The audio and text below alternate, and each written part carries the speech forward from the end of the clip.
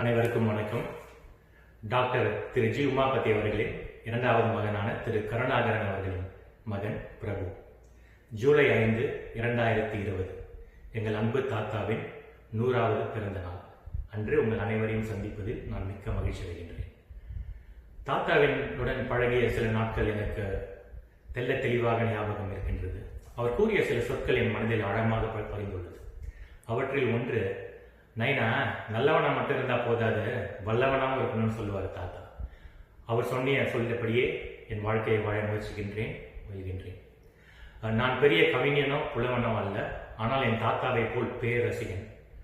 ஆனாலும் அவர் நினைவாக ஒரு சிறு கவிதையை எழுதியுள்ளேன். தவறு இருந்தால் என்னை மன்னிக்கவும். இதோ அந்த கவிதை. பாசத்துக்குரிய எனது பாட்டனாரே, மரியாதைக்குரிய எனது தாத்தாவே, முதலில் தங்களை வணங்குகின்றேன். நீங்கள் ஒரு அக்னி நட்சத்திரம். உங்கள் தலைமுறையை வெளிச்சத்தால் அலங்கரித்தவரே, ஆலமரமாய் ஓங்கிய உங்கள் 100ஆண்டு விழாவில் விழுதான இந்த பேரன் பிரபுவின் வணக்கங்களும் நன்றிகளும் நமஸ்காரங்களும். தொழில்துறையில் கால் பதித்து அச்சு தொழிலில் வேர் பதித்தீர். உமா என்னும் பத்திரிகையின் மூலம் அரசியல் துறையில் கூர் பதித்தீர். அகன்ற திரையில் ராஜராஜ சோழனாய் சக்கரவர்த்தியாய் வார்த்தெடுத்த திரையுலக வரலாற்றில் சீர்பதித்தீர்.